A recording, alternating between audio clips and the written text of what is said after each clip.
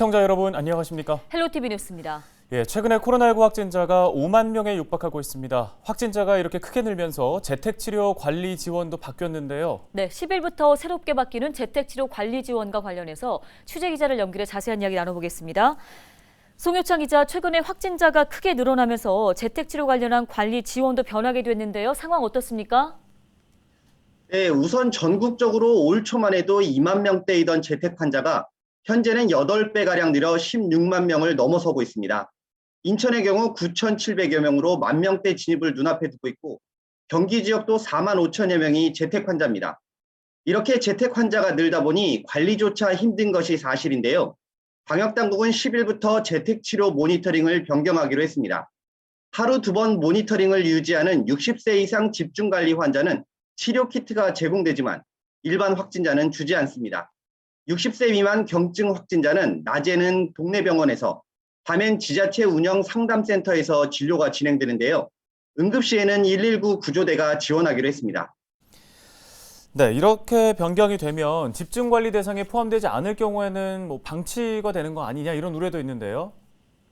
네, 꼭 그렇지만은 않습니다. 우선 인천의 경우에는 인천시에서 전체적으로 총괄하고 권역별로 6개 병원을 지정해 운영하기로 했습니다. 부평의 경우 세림병원에서, 계양은 한림병원에서 각각 담당합니다. 앞서 말했듯이 집중관리구는 하루 2번 모니터링을 진행합니다. 반면 일반 관리구는 스스로 진료를 받아야 하는데요. 우선 비대면으로 해당 병원에서 진료를 받고 처방이 필요하면 해당 병원에서 인근 약국으로 처방전을 팩스로 보내줍니다. 그럼 약을 처방받아서 복용하면 되는데요. 재택치료자는 7일간 격리되기 때문에 직접 약을 받을 수가 없습니다. 동반 가족이 있다면 가족 중 한 명이 약을 받아오면 되지만 그렇지 못할 경우, 즉 혼자인 분들은 보건소 직원들이 직접 약을 받아 전달해 주기 때문에 걱정하지 않아도 될 것 같습니다. 경기도의 경우도 인천과 비슷한데요. 우선 경기도 의료원 6개 병원이 운영을 시작했습니다. 지역에서는 김포의 경우 김포 우리병원과 뉴고려병원, 희지메디병원 등 3곳이 의료상담센터로 지정돼 운영할 예정입니다. 이외에도 시군별로 기존 재택치료 관리 의료기관과 협력해 10일까지 센터를 마련하기로 했습니다. 다만 의료상담이 아닌 일반적인 행정문의는 시군별 재택치료 추진단에서 전담할 계획입니다. 이외에도 해당 지자체와 방역당국은 재택치료 변경에 따른 우려를 최소화하겠다는 방침을 밝히고 있지만 당분간 지역별 혼란은 있을 것으로 보입니다. 네, 지금까지 보도국 송효창 기자와 연결해서 변경된 재택치료 체계 짚어봤습니다. 자, 이런 가운데 코로나19 확진자의 격리 기간이 완화돼 10일에서 7일로 변경됩니다. 방역당국은 9일부터 확진자와 밀접 접촉자의 관리 기준을 7일로 통일, 변경한다고 밝혔습니다. 기존 관리 대상자들의 경우에도 소급 적용한다는 계획인데요. 기존 확진자의 격리 기간은 접종 완료자의 경우에는 7일, 접종 미완료자의 경우에는 10일이었습니다. 격리 기간 계산도 검체 채취일로부터 기간을 세기로 했습니다. 또 확진자의 밀접 접촉자 모두 자가격리 대상이었던 것이 동거인 중 접종 미완료자와 감염 취약시설 내에서의 밀접 접촉자만 7일간 격리하면 됩니다. 격리, 감시, 해제 전 검사도 PCR 검사 1회로 동일하게 조정했으며 이 검사에서 음성이 나오면 해제됩니다. 단 격리가 해제돼도 3일간은 KF94 마스크를 상시 착용하는 등의 생활 수칙을 자율적으로 지켜야 합니다.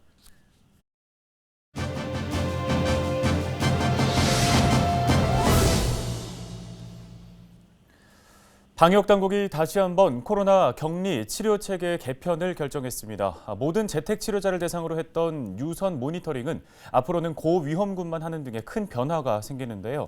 어떻게 바뀌고 또 우려되는 점은 없는지 짚어보도록 하겠습니다. 네, 순천향대 서울병원 가정의학과 유병욱 교수를 연결해서 관련 이야기 나눠보겠습니다. 교수님 안녕하십니까? 네, 안녕하세요. 네, 오미크론 확산의 신규 확진자가 가파르게 증가하고 있어서 모든 재택 치료자를 관리하기가 어려워진 상황입니다. 관리 체계와 격리 방식이 먼저 어떻게 바뀌게 되는 건가요? 2월 7일 0시부터는 이런 역학조사 방식이 자가 기입식으로 바뀌면서 양성 판정 받으신 분이 스스로 어디에 동선이 있었고 누굴 만난지를 보고하고 자율적으로 주변에서 검사를 권유하는 방식이 됩니다. 그 이유는 현재 2월 9일 현재 5만 명 가까운 양성 판정 확진자가 나오는 상황에서는 실질적으로 역학조사가 어렵기 때문에 이 자율적인 방식으로 변경이 됐는데요. 일각에서는 이런 자율적인 역학조사 방식이 방역에 구멍이 되냐는 것이냐라고 하는 그런 걱정인데 사실 그런 부담도 있지만 우리와 우리 가족 그리고 우리의 사회를 지키기 위해서 양성 판정 받으신 분들이 자율적으로 양심에 따라서 보고할 것이라 생각됩니다. 또 하나는 오늘 2월 9일 0시를 기준으로 해서 실질적으로 예방접종을 하신 분, 하신 않으신 분의 기존의 7일 또는 10일의 자가격리 기간에 대한 부분이 7일로 통일이 되는데요.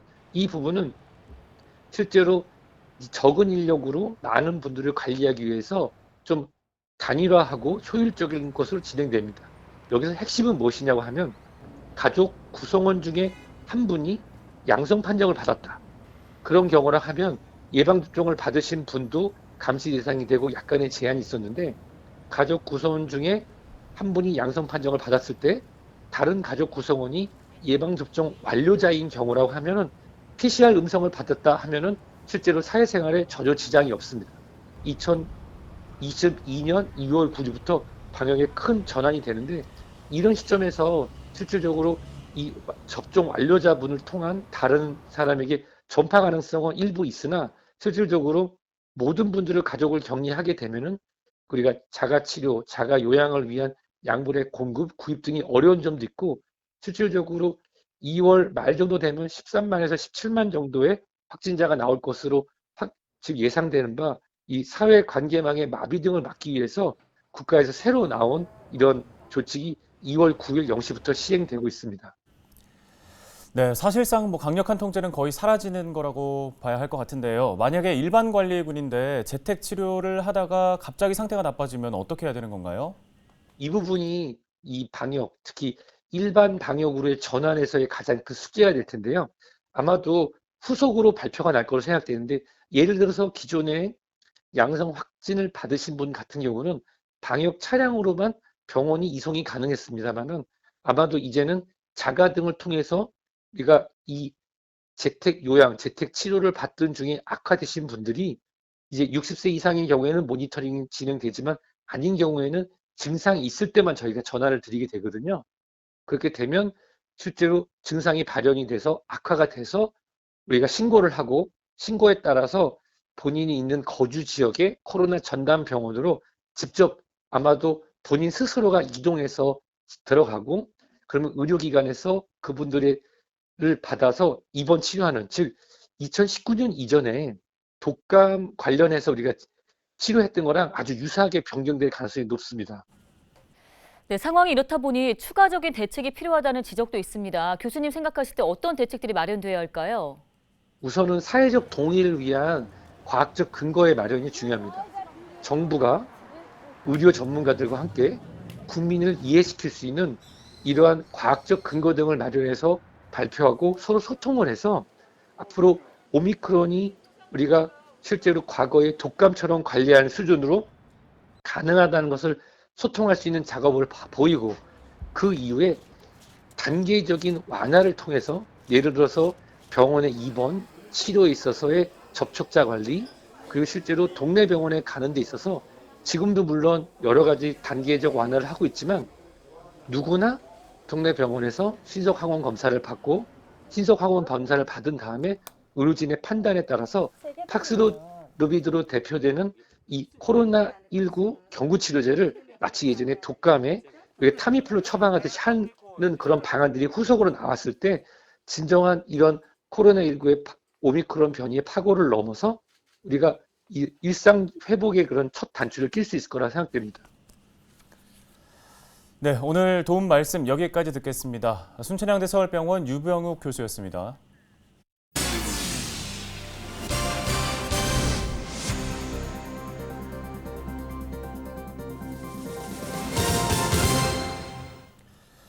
다음 소식입니다. 부천 대장신도시에 SK그룹의 친환경 연구단지가 들어설 가능성이 커졌다는 소식을 지난달 전해드린 바 있습니다.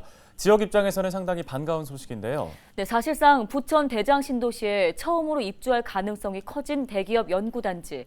앞으로 어떤 과제들이 남아있을까요? 이정아 기자가 취재했습니다. 지난달 25일 부천시와 SK그룹이 양해각서 MOU를 체결했습니다. 부천 대장신도시에 신설될 예정인 SK그룹 친환경 연구단지 그린테크노 캠퍼스. 대기업이 부천을 택한 이유는 무엇일까?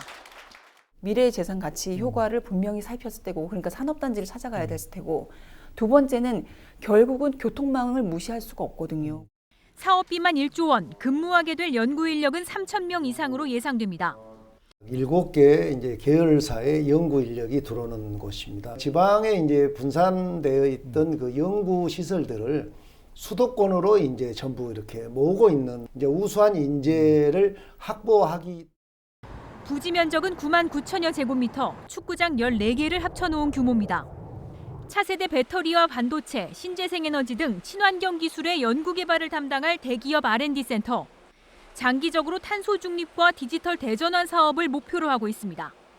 다만 생산시설이 아닌 연구단지라는 점에서 직접 고용이나 경제적 효과가 기대에 미치지 못할 수도 있다는 지적이 있습니다. 부천시에 얼마나 긍정적인 효과를 가져올지가 관건입니다.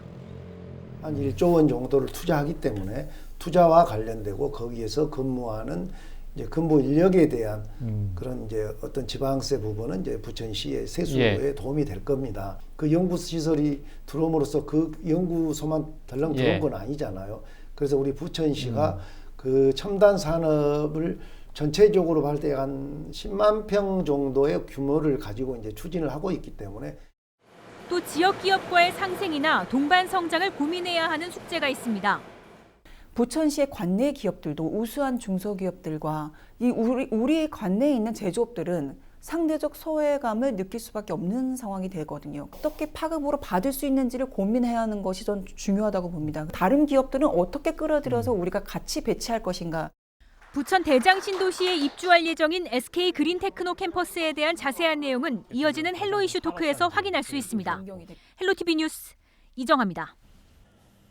김포시는 최근 인구가 빠르게 늘면서 눈에 띄는 성장세를 보이고 있습니다. 네, 오는 2035년이 되면 김포는 또 어떤 모습으로 변해있을까요? 김포시가 그린 청사진 이세진 기자가 전해드립니다. 김포시가 예측한 2035년 김포시 계획 인구는 73만 8천 명입니다. 2020년 계획 인구인 59만 명보다 14만 명 늘어난 건데요.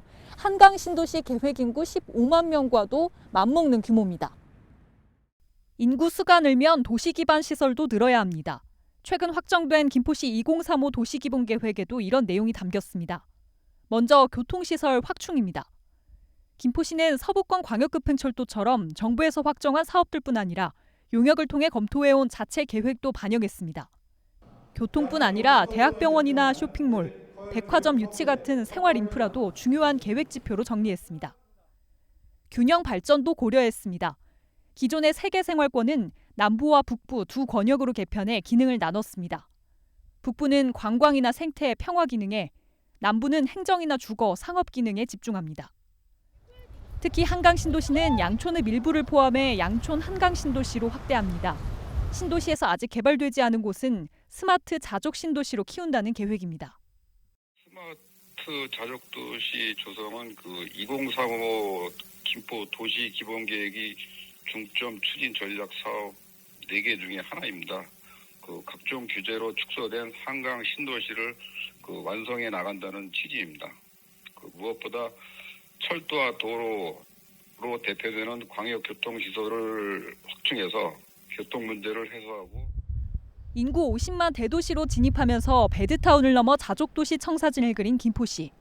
김포시는 이달 7일부터 한 달 동안 이번 계획을 시민들이 열람할 수 있도록 하고 이후 홈페이지에 공개합니다. 헬로티비 뉴스 이세진입니다. 인천시가 지역 중소기업의 수출을 돕기 위해 62억 원을 지원하기로 했습니다. 인천시는 해외 판로 개척과 수출 인프라 확충, 중국 마케팅 지원 등 3개 분야 38개 사업을 유관기관과 협력해 지원합니다. 지원 대상은 인천 지역 중소기업 3,200곳인데요.